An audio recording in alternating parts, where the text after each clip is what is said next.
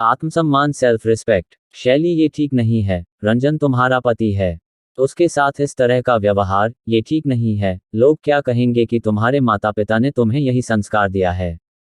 शैली एक हंसमुख और चंचल लड़की है, जिससे मिलती उसका दिल जीत लेती।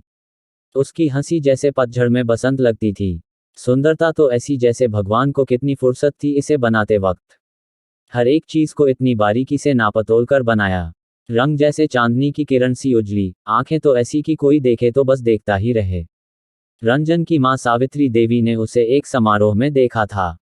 उसे देखते ही मोह गई और अपने घर की बहू बनाकर ले आई।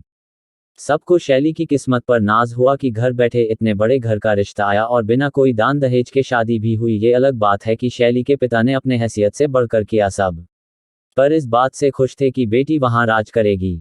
हर पिता की तरह उनका भी सपना सच हो गया था कि बेटी अच्छे घर में जाए। शैली को भी अपनी किस्मत पर यकीन नहीं होता था कि इतने अच्छे घर में उसकी शादी हुई। इतना बड़ा घर, नौकर चाकर, सुख सुविधा की सारी चीजें जिसके बारे में वह कभी सोच भी नहीं सकती थी। शादी के कुछ महीनों तक तो सब अच्छा चलता रहा, पर धीरे धीरे रंजन का गुस्सा सामने आने लगा। रंजन का बहुत बड़ा बिजनेस था, वह काम के सिलसिले में अक्सर देर से घर आता, लेकिन शैली उसका खाने पर इंतजार करती थी। वो उसके आने पर ही खाना खाती थी। रंजन जब घर आता तो हमेशा उसका मूड खराब रहता। छोटी छोटी बातों पर देर रात हंगामा कर देता। कभी खाना अच्छा नहीं लगा तो, कभी एसी का टेम्परेचर कम ज्यादा है तो, कभी उसकी चीजें समय पर उसके हाथ में नहीं मिली तो, या उसके सामने शैली का फोन बजा तो उसका गुस्सा आना तय था। और वो गुस्सा फिर शैली के गालों पर निशान छोड़ जाता। शैली हमेशा कोशिश करती कि रंजन को गुस्सा ना आए, लेकिन कोई ना कोई कमी निकालकर रंजन अपने काम का सारा गुस्सा शैली पर निकाल लेता। शैली भी कब तक सहती। आज उसने रंजन को जवाब दे दिया उसी की भाषा में। तो उसकी सास सावित्री देवी आग बबूला हो गई कि पत्नी का क्या यही धर्म है। तुम्हें तो भगवान नरक में भी जगह नहीं देगा। इतने बड़े घर में शादी होने के लिए लड़कियां व्रत उपवास क्या क्या नहीं करती, और तुम्हें तो बैठे बिठाए मिल गया तो कोई कदर नहीं। पुरुष है, काम के टेंशन में गुस्सा आ जाता है, और तुम कौन सा कम हो, क्यों उसकी जरूरतों का ठीक से ध्यान नहीं रखती हो। पत्नी का फर्ज नहीं निभाओगी तो क्या वह तुम्हारी आरती उतारेगा। माँ जी, आज आपको बहुत बुरा लगा। जब इतने दिनों से मेरे साथ हो रहा था तो आपके मुंह से एक शब्द नहीं निकला कि रंजन क्यों बहू को मारता है। उसे ऐसा नहीं करना चाहिए।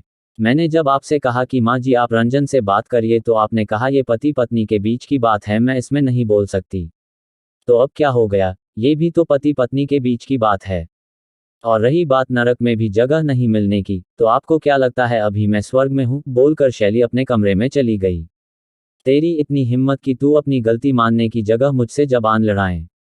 अभी तेरे माँ बाप को बुलाती हूँ, यही संस्कार दिए हैं अपनी बेटी को। गुस्से में सावित्री देवी शैली के माता पिता के पास फोन लगाने अपने कमरे में चली गई। सावित्री जी का फोन आते ही शैली के माता पिता तुरंत शैली के ससुराल पहुंचे। सावित्री जी ने सारी बातें मिर्च मसाला लगाकर बताई, जैसे रंजन की कोई गलती ही न हो। सावित्री जी की बातों को सुनकर शैली के माता पिता ने भी शैली को ही दोषी मान लिया और शैली पर ही बरस पड़े। शैली की मां ने कहा, बेटी क्या हमने तुम्हें यही संस्कार दिए हैं कि तुम अपने पति पर हाथ उठाओ। क्या हमने तुम्हें इसीलिए इतना पढ़ाया लिखाया तुम अपने पति का सम्मान ना करो। क्या कमी है रंजन में, बस यही ना कि उसे गुस्सा ज्यादा आता है। किस मर्द को गुस्सा नहीं आता। क्या तुम्हारे पिता को गुस्सा नहीं आता तो क्या मैंने कभी उन पर हाथ उठाया। और अगर रंजन ने तुम पर कभी गुस्से में हाथ उठा भी दिया तो ये पति का अधिकार है। क्या तुम इस बात को इग्नोर नहीं कर सकती हो।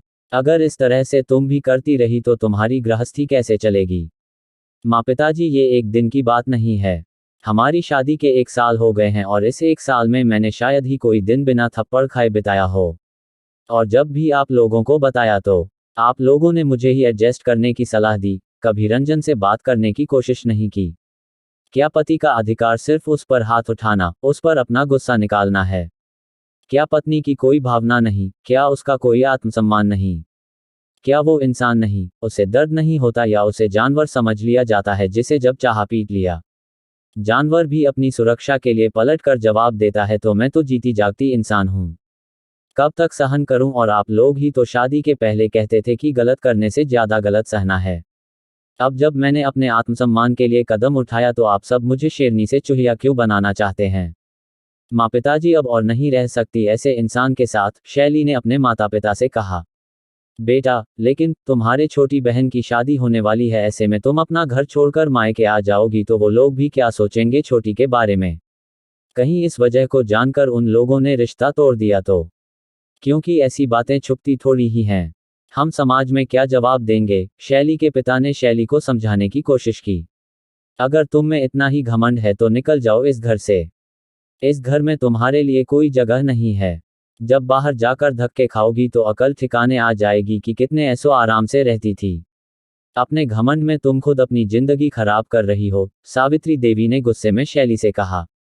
आप क्या मुझे इस घर से निकालेंगी? मैं खुद इस घर को छोड़कर जा रही हूँ।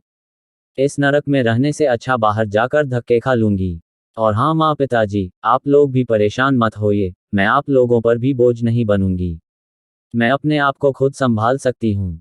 शैली ने अपने सास सावित्री देवी और अपने माता पिता को अपना फैसला सुनाया और अपना सामान लेकर वहां से जाने लगी। तभी शैली के पिता ने उसे रोकने की कोशिश की और कहा, शैली बेटा रुक जाओ, इस तरह से कोई घर छोड़कर जाता है क्या? पहले रंजन को आ तो जाने दो, मैं बात करूंगा उससे। कोई ना कोई समाधान निकल ही जाएगा। बेकार में बात को क्यों बढ़ाना? नहीं पिताजी, अब बात करने के लिए आप लोगों ने बहुत देर कर दी। इससे पहले मैं अपना आत्मसम्मान भूल जाऊं, मुझे इस घर से चले जाना चाहिए। इतना कहकर शैली उस घर को छोड़कर चली गई।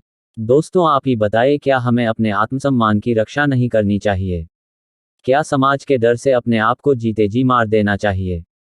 क्या शैली ने अपने आत्मसम्मान के लिए जो किया वो गलत किया?